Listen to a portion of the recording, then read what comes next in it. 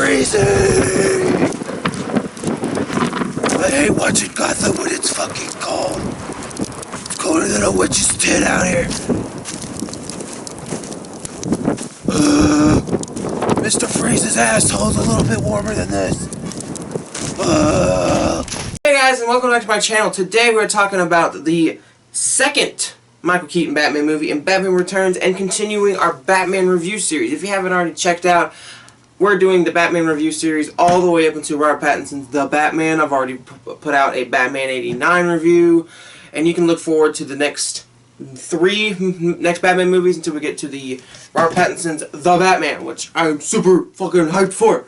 So, but today we are continuing and we are finishing off the Michael Keaton Batman iterations with Batman Returns. So, before we get into the review, I will preference by saying Batman Returns, while it's not one of my favorites, it is definitely a very good Batman movie. I did grow up with this movie, but I didn't. I remember Batman Returns always being right there next to Batman '89 on the movie shelf, but for some reason I never grabbed it. I don't know why. I don't know if it was just because it had Penguin on it, and I was just like, Penguin. But I don't know. I never really grabbed this movie that much. I always would go to Batman '89. It was always Batman '89 or Batman Begins. It would always be one of those two Batman movies I would watch as a kid. So, Batman Returns I don't have the nostalgia for or the love for it like I do Batman '89. But I do like this movie a lot. So, but before I go on to many more, let's get into the review.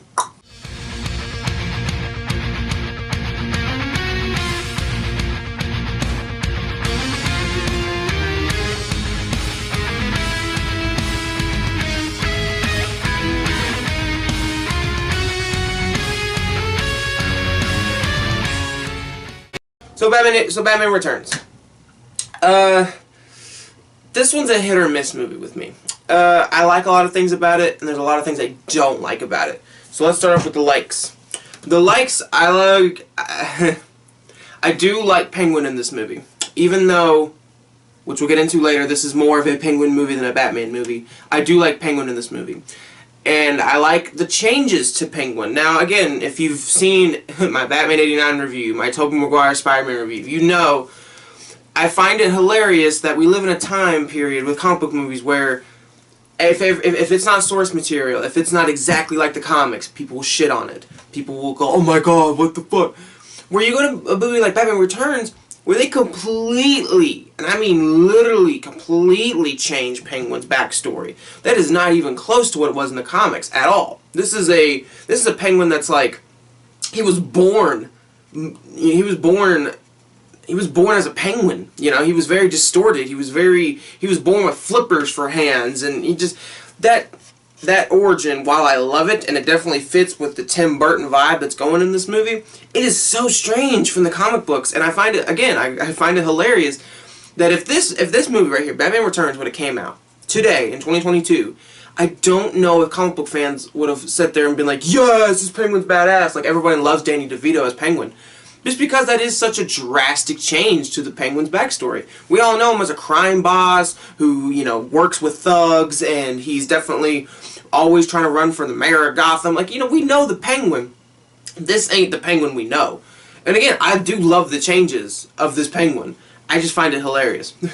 Same thing with Catwoman in this movie. So, but either way, I like Penguin in this movie a lot. I like the backstory of this Penguin. It definitely fits with what Tim Burton does. He likes to take characters and make his own, and he definitely made Penguin his own in this movie. Outside of that, what I love more about this movie than I do Batman '89, I commented about this in '89.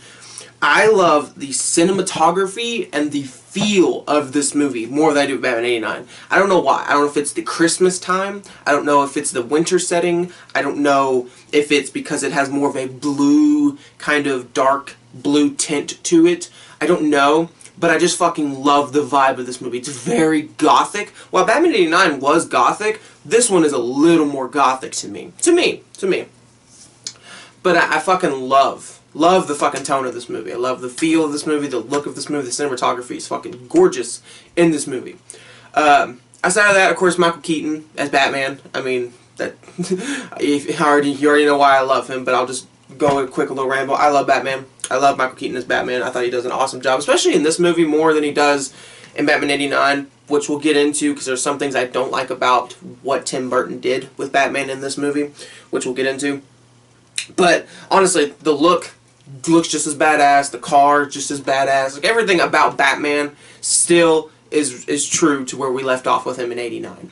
Catwoman, I like Catwoman in this movie as well. I love her costume. That's definitely, I prefer Michelle Pfeiffer as Catwoman than I do Anne Hathaway as Catwoman, which we'll see with the new Catwoman in the Batman. We'll see how she is. But so far, the two Catwomans we have on screen, I prefer Michelle Pfeiffer. Now, do I necessarily love this interpretation of Catwoman? We'll get to it. But I do love the look, and I love how she acts as Catwoman, the portrayal of Selina Kyle. I like all of that. So, other than that, I can't necessarily think of positives other than that, so we'll just get into the things I'm kind of mixed about. So what I'm mixed about is necessarily, and I already kind of briefly mentioned it just a little bit, I'm mixed on the fact that this is a Batman movie. It's a Batman Returns movie. It's a sequel, and it feels like a villain movie than it does a Batman movie. And what I mean by that is, like, you get more Penguin screen time and more Catwoman screen time than you actually do Batman. Maybe that's just me, but the entire time watching this movie, I'm like, Batman's barely in this thing. And this thing is called Batman Returns. And he's not even in it that much. Like, literally, I would probably have to take a guess. Batman's probably in it for like 35 minutes? 35? If that. If that. It literally feels like he's not in this movie that much.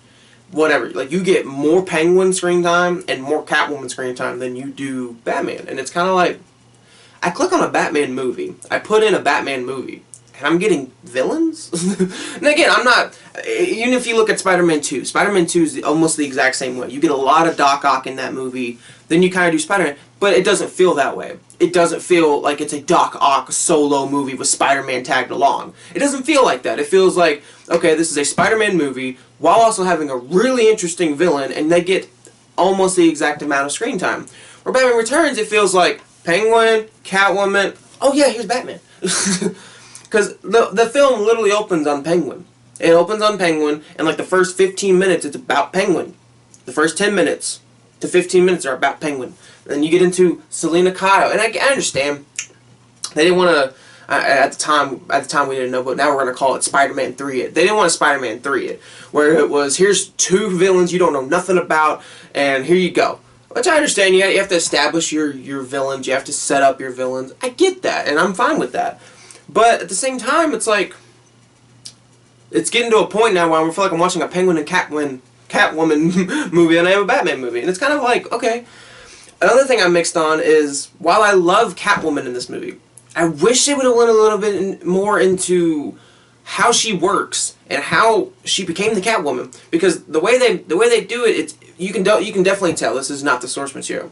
You can definitely tell this is more of a paranormal Catwoman. I mean, hell, she falls out of a 2-story window, and then the cats just start gnawing on her, and then she's back. It's like, okay, that's cool. I like that. I like that paranormal aspect to it. That very mystical, I don't know what the fuck happened to you kind of vibe. It definitely makes her intriguing. But I want to know what exactly that was. Like, I want to know more about this version of Catwoman. Like, is she a zombie, kind of? Is she exactly like a cat where she has 9 lives? Like, I want to know what's going on with this Catwoman. I mean, I'm happy at the end that they show that she's alive. That's cool. But I want to know more about this Catwoman. I want to know how this Catwoman works. Because this is a Catwoman we don't know from the comics. This is a Catwoman we've never seen in the cartoons. Or anything like that. I want to know more about this Catwoman. How does this Catwoman work? Does she have cat-like reflexes? Does she have, like, what does she have? What is her power set? Because this is not Catwoman that we know, so you need to establish what this Catwoman has and what she doesn't have. I'm guessing she has 9 lives, exactly like a cat, because she's made references throughout the whole movie about having 9 lives. Does she have cat-like reflexes? Is that why she's very fast and agilant? I don't know. Again, I wish they would have been more into Michelle Pfeiffer's Catwoman, because I like that paranormal aspect, but I want to know more. But another thing But another thing I also was kind of mixed about was Batman in this movie, or at least Bruce Wayne, I should say. Bruce Wayne and Batman. He doesn't feel like himself in this movie. I don't know what it is. I watched Batman 89 and Returns back to back. And Batman 89, he was very smart. He was very on top of things. He was very tough, very rugged. Batman Returns, he just kind of feels like a fucking simp. If you think about it. Because, like, he knows... I don't know. I would say he's smarter than this. Like, he has all this tech. He's very a secure guy. But the Penguins' henchmen hacked that shit so fast. It's like, I don't know. Maybe my Batman in my head, I feel like he's smarter than that. And I understand this is a movie. But, like, I don't know. I would think they wouldn't be able to hack into the Batmobile that quickly and that easily. Okay. Same thing with the whole Catwoman and him thing. He just lets Catwoman beat him up. And it's like, you know that she's a bad guy, right? And you're just kind of seducing to her, like, love. It's like, I think you know she's not good. So why are you, like, falling for her? So, I get it. That's Catwoman and Batman's relationship. They're always, like, on and off again. And they're always, you know, Batman's trying to be all serious and Catwoman brings out the... I get it, but it's just more of a... I feel like Batman's smarter than that. I feel like this version, Michael Keaton's version, is a lot more smarter than that. And a lot smarter to not fall for shit like that. Maybe that's just me. And then same thing there at the end, when he rips off his mask. It's like, I understand what you're trying to do. You were trying to show that you and Catwoman are the same person. But you literally... you literally are exposing yourself to Max Lord, or Max Lord, I don't fucking, Christopher Walken, I don't, Max Lord, I think Max Lord was Wonder Woman 84, Christopher Walken, and you don't even know yet if that dude's gonna die. He knows your secret now, bro. So, I don't know, I just feel like Batman in this movie was a little dumbed down, a little dumbed down for the sake of him and Catwoman's relationship, which I'm like, okay, I don't necessarily love that, but I get it. Other than that, I mean, I like this sequel a lot. I would like to, and I'll look it up. I'm going to probably look it up and see. But I'm curious to why they never went ahead and go with the Batman 3. From what I understand, this did pretty well. Fans loved it. Box office did pretty well. I don't know if it was WB, WB. I don't know if it was WB that wanted more of a kiddie version. I don't know. I'll have to look into the details of it. But I like this movie a lot. And I'm definitely excited to see where we leave off. Because where we left off in this movie, where we pick up with Batman in The Flash, because there's a lot of potential here. A lot of potential here. Because you have 30 years, going on 30 years now, maybe longer than that. You have 30 years of story you can tell. You can definitely go with the route of him and Catwoman got together, had a kid. You can go so many different ways. I'm excited to see what they do with this interpretation of Michael Keaton in The Flash. I hope they do it right. And this WB we're talking about, so I ain't got no faith in y'all. But let's hope they do it right, and let's hope that The Flash, The Flash with Michael Keaton in it is really fucking good. So, but yeah, Batman Returns, I like it. Not necessarily one of my favorites, but it definitely is a unique Batman movie in the Batman franchise, and I definitely can see why a lot of people want a Batman Beyond or Batman 3. I do too, but we'll see where we live off with Michael Keaton's Batman in The Flash, and let's hope they do that. So, you let me guys know what you think down below. Do you like Batman Returns? Do you hate it? Do you love it? You let me know what you think down below. Alright, this is now the end of the Michael Keaton Batman franchise, and we are moving into the Holy Grail fucking lords of the movies, Christopher Nolan's trilogy, which we'll get into. We're moving into the Christopher Nolan Batman trilogy, and then we'll be on our way to the Robert Pattinson's Batman. So, I will see y'all over there in the Christopher Nolan trilogy. Peace and love. Goodbye.